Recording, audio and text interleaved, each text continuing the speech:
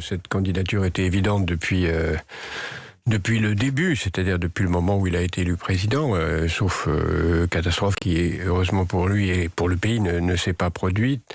Et donc, sa candidature était une évidence. Donc, elle se fait sur la pointe des pieds, un petit peu comme celle de François Mitterrand, dans un contexte très différent, puisque François Mitterrand, c'était une situation de cohabitation, où son principal rival était à l'époque Premier ministre. En 1988, oui. Voilà. Ouais. Donc, et là aussi, il y avait une lettre aux Français, qui s'appelait Lettre à tous les Français, ce qui est une légère différence. Qui était manuscrite, d'ailleurs.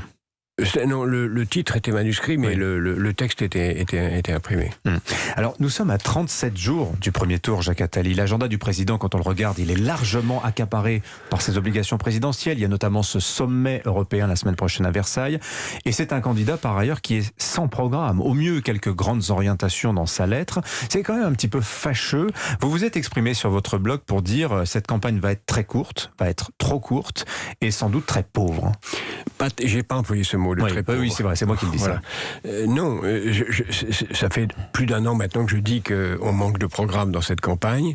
C'est pour ça d'ailleurs qu'avec un groupe de jeunes, nous avons sorti un programme. On va en parler, voilà. Je l'ai sous les yeux. Et il y a quelques mois, pour montrer qu'on pouvait avoir un programme, et les candidats manquent de programme, tous. Certains, peut-être M. Mélenchon a fait un programme sérieux, on peut dire, même si je ne voterai pas pour lui, mais c'est un programme de qualité.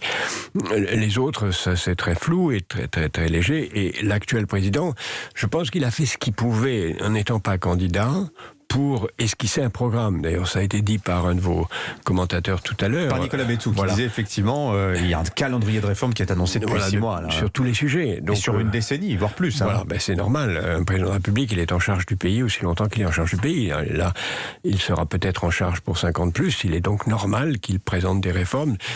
Il a même, ce qui était étonnant, avant-hier, dans son discours télévisé, demandé au Premier ministre de préparer un plan de résilience qui pourrait être une dimension du programme d'action des premières semaines de son nouveau mandat. C'est normal, il y a une sorte de continuité nécessaire de la République. Il est en charge, il propose des réformes longues tout au long de son action. Et il le fera, ou s'il est réélu, il le fera dans les dernières années de son mandat, avec la certitude de ne pas être reconduit, puisqu'il n'y a que 2 mandats.